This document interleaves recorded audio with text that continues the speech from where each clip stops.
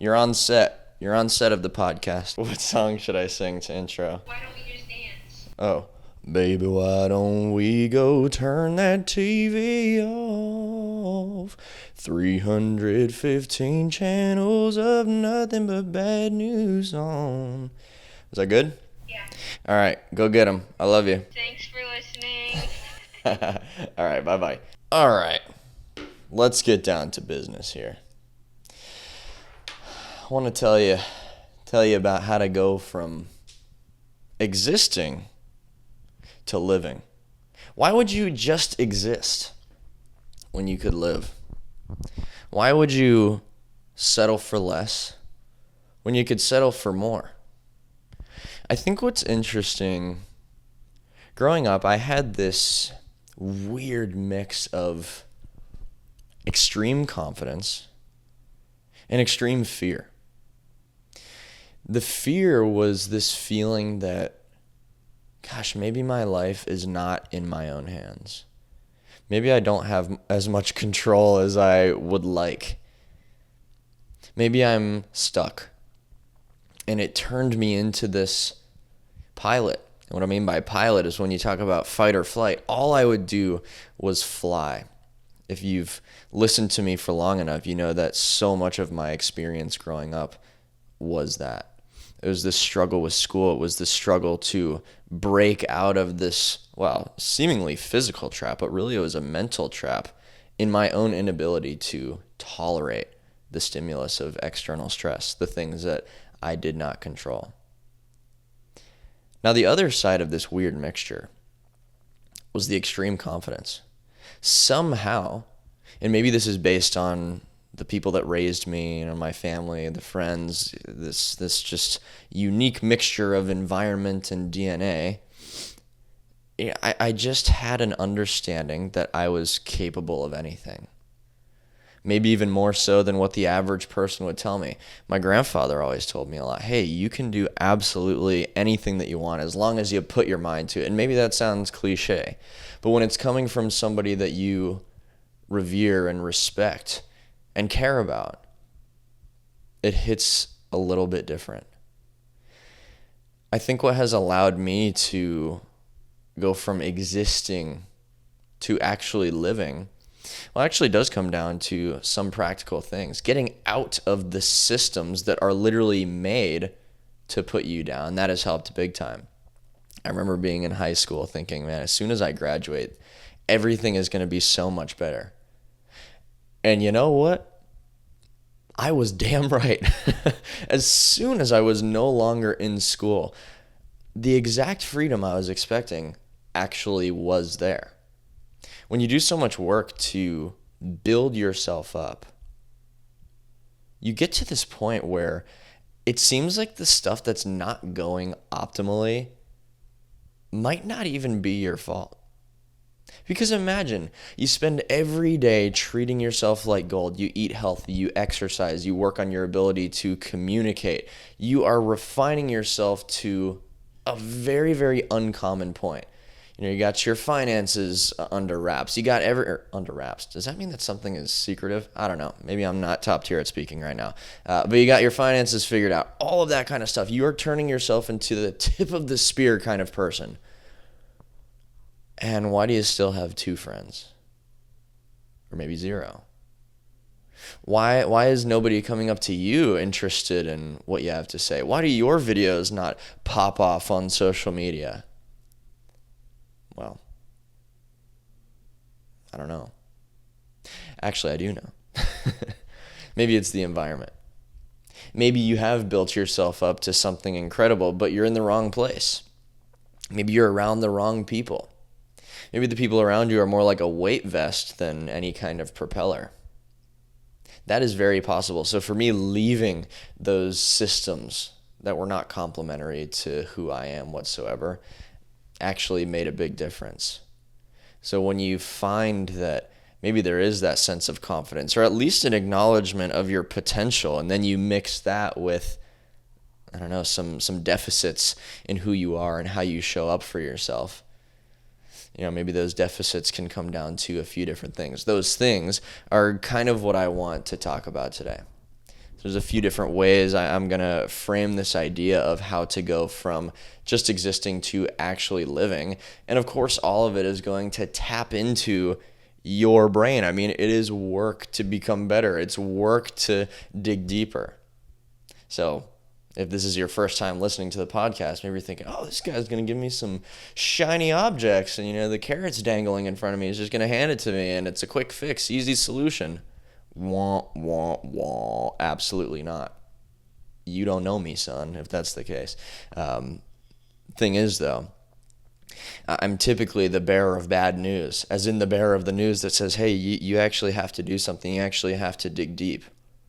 The cool part about that quote-unquote bad news is that the lasting impact of actually acting on and applying the quote-unquote bad news is actually pretty incredible and fulfilling. So let's dive into it, shall we? First things first, intentionality. If you're not intentional about what you're doing, you're falling into mindlessness. Mindlessness is a very scary trap. And I won't go down that rabbit hole right now, but maybe you already know because you're an intentional individual. Do you know why you do everything? Everything. If you can't quite say yes, I want you to work on that. Because to be able to answer the question why is essentially a statement of awareness. And when you're aware of yourself, you can actually tap into your potential.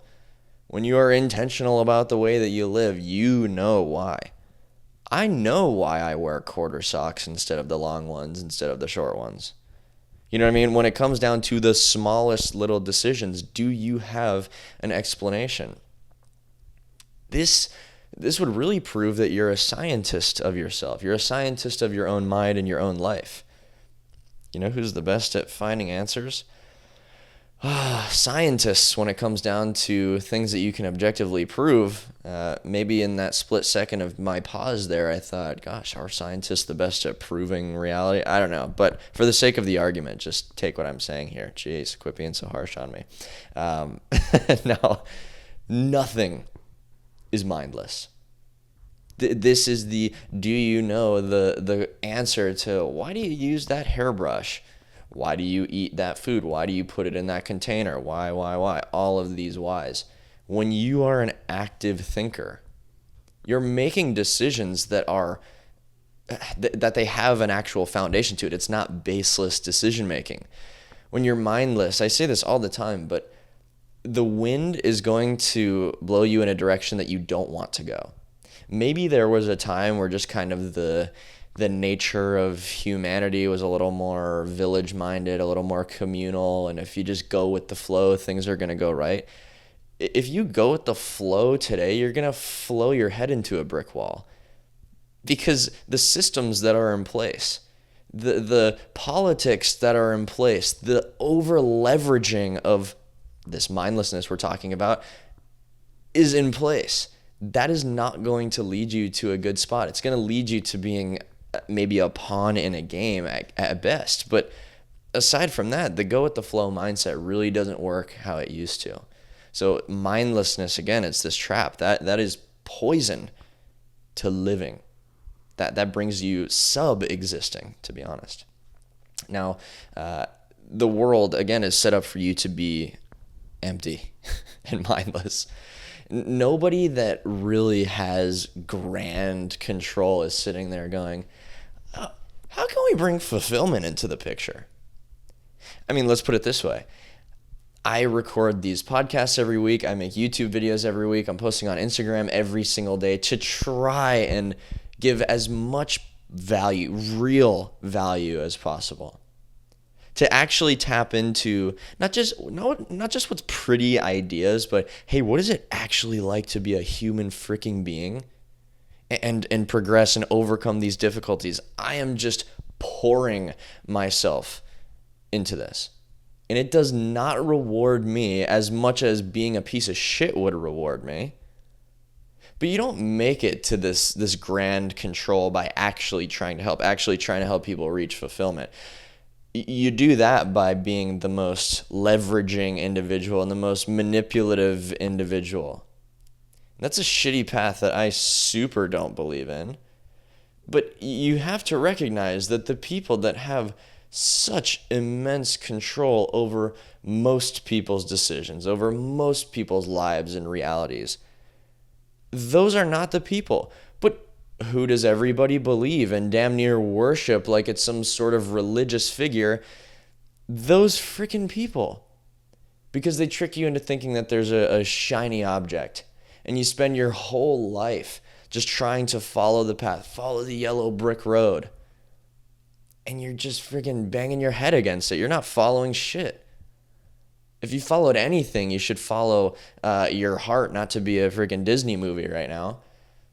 You should follow what you actually care about. I mean, you have the facilities to make decisions based on what you find fulfilling. And anybody that is just projecting and aggressive about making sure you follow them, that's not a powerful leader. That's a scarce, false leader.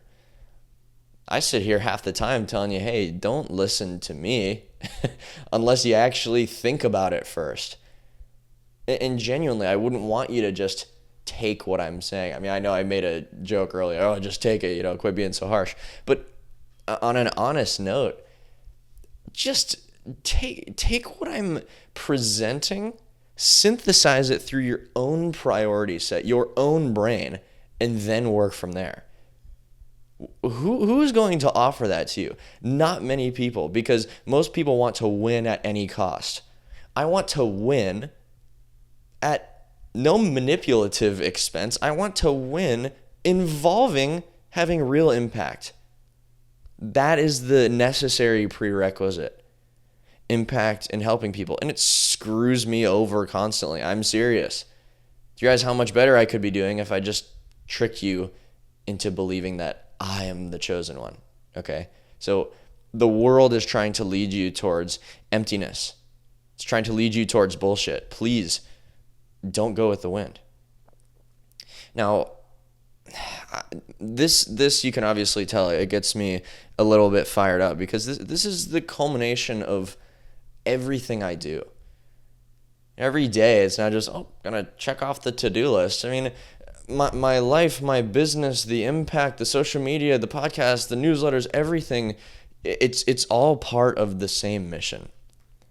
And to be able to put this energy in and sometimes not get that reward like I'm saying, but then really see those people that grasp the ideas and see the people that think on a deeper level actually make a real form of change. I mean, it's the most fulfilling thing ever to me. One of my one-to-one clients who's also in my community now, we started working together, and I could just tell that he had so many forms of, or almost a library of self-reflection over the last handful of years that had led him to a point of kind of, I need to change something, because my creativity, my ambition is starting to outwork my resistance of the environment that I'm in a really, really kind of confusing way. So he now is writing and posting on social media and working to create a business around these things. And before, had so much resistance from the people that he would hang out with and the communities that he found himself in and his own family. So to be able to work on not just those external relationships, because that's a skill-based thing. You have to be kind of socially fluent, understand other people's emotions, but working on the relationship with himself has allowed him to go from this state of existing to actually living, driving the bus, if you will, instead of just hanging out in the back seat. So I love to just see these kinds of changes coming from a deeper sense of reflection, a deeper sense of, your subconscious is watching the way that you treat yourself. You might want to refine that relationship. Don't allow yourself to get stuck in a toxic loop. Go through the actual difficult things. Like I said earlier, I'm typically the bearer of bad news, but this quote unquote bad news, it always leads to some of the most amazing things. So again, that's why I get kind of fired up in this, and being able to help people, especially in that capacity, is my literal favorite thing. So do know that, of course, I coach people on making these kinds of changes, building an unbreakable relationship with yourself. Every part of your life, your finances, your relationships with other people, your body, your everything. It is all an expression of the relationship with yourself. Most people in this world are going to be tricked into thinking that, focus on money, it's gonna get you figured out. Focus on the physique, then you'll feel good. It's always this goal, and the goalpost keeps on moving, but they neglect their own self-relationship. So if you want to actually make change, and I hope that you can understand the depth behind the word actually and what I'm saying here based on what I've discussed the past few minutes, let me know. You can click the top link in the description of whatever the hell, and you can go to my landing page, learn more about the things that I offer, but want to throw that out there, again, for those of you who want to actually change. Emphasis on actually, okay? So I mentioned doing the hard things. You can be passive in life. You can sit back and let things happen to you, or you can chase after difficulty. So I'll shoot it straight here. Difficulty is going to happen no matter what. You are part of the human experience. What a beautiful gift. It's difficult. I don't care how skilled you get at trying to evade the hard times.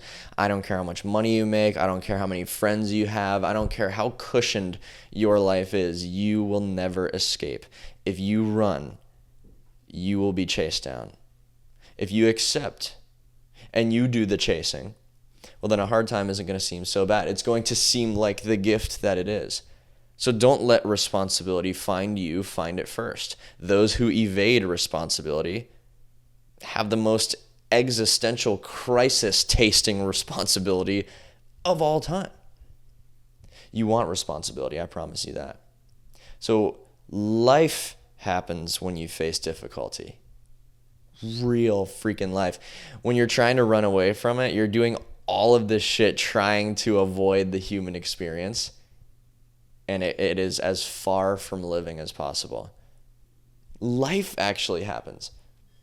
An easy life is a flat line. Okay, if you're looking at a graph of an easy life, it's a flat line of existential pain. It is this angst that does not quiet.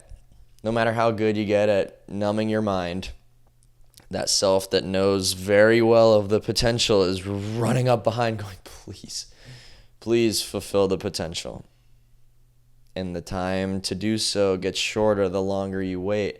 That's painful. When you chase down the hard shit, guess what? You're living. You have the peace of mind that knowing you are showing up to that human experience and actually doing something about it. What a freaking awesome gift. I just think that is so cool. Opportunity.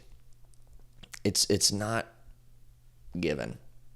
Even when it seems like some lucky shit happened, I'm starting to be of the belief that something in the energy you show up to your life with attracted that. You see what I mean? Because when you act out of scarcity and you chase stuff down, it runs away from you. Obvious. What happens when you chase? It runs. What happens when you attract? And I'm not saying that in the whole I don't even know, manifest kind of thing, because that can get a little wonky too. I think it's a similar principle, of course, but I don't know, maybe I'm a little less floaty than that. Attracting, through your behavior, through your thought process, through the identity that you culminate basically out of what you do, what you think, and what happens to you. This what happens to you thing seems to feel very, very out of reach. However, when you show up with a different energy, when you're telling yourself a different story, that's absolutely going to define what happens to you. I think the most visceral form, and maybe the form of this that would make me seem like a shitty person, but when something bad happens to somebody, but they were out at 2 a.m. and they were drunk and they were hanging out with shitty people, I'm very sorry to tell you, but my feel bad for meter isn't really spiking, because in a sense, yeah, I don't want bad things to happen to anybody, but when you act like shit, you're asking for it. And please don't take this out of context. Horrific things happened that had nothing to do with what a certain person was doing that day. I totally understand the reality of that. But we're talking about going from existing to living, going from out of control, passive, to in control, active, intentional life. This is real. Okay, so when people are shitty to you constantly, is there a certain signal that you're putting out that's attracting these people? Could be. The last little kind of category that I think is so important to hone in on is extreme awareness. If you can observe yourself intently and the world around you intently, you're just going to have a better scope of reality. And I don't know, maybe there's not objective reality. Through the philosophy club we do here at the house, some cool conversations have led me to maybe believe that it's not objective, it's just an agreed upon reality, or a majority agreed upon reality, which I think might actually be pretty accurate. You know, you need to have a good grasp on what that is if you're going to be participating in it. So if you're participating in what is going on in your life, as in living instead of existing, you should probably have a good understanding of that. Now, where this goes wrong, let me actually be what's the word I'm looking for? I don't know. Let me be extremely well-rounded on everything that is going on around the world, except for what's going on right here, right now, for me, my neighborhood, my street, my house, my brain. People don't like to look in the mirror, so they'll look as far as freaking possible for conflict and for victims of something, so that they can be the advertisement for those victims. And it's not as virtuous as they think. I keep talking about how politics is fake and stupid and whatnot. And on Instagram, gosh, everybody whose religion is politics, they get real fired up. How dare you? What a privileged take. Yeah, it absolutely is privileged to just live my own life. That's kind of all I got. It absolutely is a privilege. It's also a privilege to, seem like a hero just because you revolve your life around problems that you don't actually have, so you can avoid your actual problems and never actually do any work. Yikes. Not the best, okay? So that was a little tangent, all just to say, observe what's going on in your actual reality. Be very aware of you. Be very aware of how people walk and talk and interact, and learn a little bit more about language and how to navigate what is going on in your life better. Because that definitely is a part of living instead of just existing. Last point here. See the world around you as a library of knowledge, kind of like I talked about. When you can gather all of this data and then it makes you better at living, sweet free pass. I guess the only cost to it is a little bit of work and paying attention and some mental energy. But gosh, is that really the worst thing? I think even if you spent all that energy and it quote unquote gave you nothing, you'd still be attaching immense value to who you are as a person. So I think that is an incredibly powerful thing, and definitely not something to back away from whatsoever. Listen to the people that are telling you how they messed up, and my nose is itching like crazy right now. Oh my good gracious. Sorry if you're watching this and watching me freaking rub my face 20 times here. That was incredible. But listen to the people that want to just tell you how they screwed up. If you really listen to old people, all they do is say, geez, here are the mistakes that I made, younger person. Do you want to A, listen to what I'm telling you and kind of skip 10 years of bullshit? Or do you want to B, not trust me and experience it for yourself and then waste the next 10 years of your life? Oh, B, come on, baby. Give it to me. Yeah. Hell yeah. I want that second option because I want to waste all my time. Yeah, it's ridiculous. I mean, the library of information, the library of ball, if you will, is right in front of your face. Now, I'm not saying that the absolute perfect blueprint to a perfect life is right there, because the emotions of being a human. That emotional weight of the human experience is not going to allow you to perfectly tap into it. So don't think I'm sitting here saying that there's an absolute optimal way to do everything. By any means, not the case. But damn, there's so much knowledge out there for you to just tap into, and all it takes is listening. So that library is truly available. If you want to take in the information, if you can find some people that you do trust, if you can listen to the right voices instead of the wrong ones, I mean, it has a huge impact. And a lot of us think, man, I don't think the way that I act or the way that I show up, the energy that I have is really going to change anything on a grand scale. And so that puts us into kind of a paralyzed state. Oh, if I can't save the world, then what the hell am I doing? The only way the world gets saved is if a lot of people stop thinking like that. If you stop imagining that you don't have an impact, then you start to impact literally everything. And I'm pretty sure there's freaking quantum physics formulas out there that prove that me right now sitting here touching my phone and picking up this pair of sunglasses is affecting some shit in New York City right now. So chew on that. Because if everybody thought the way of, I don't have any impact, what I think and what I do, oh, it's just whatever, well, the world probably would have exploded by now. And I don't know if you heard, but that's supposed to happen next week. Not this week. Kidding.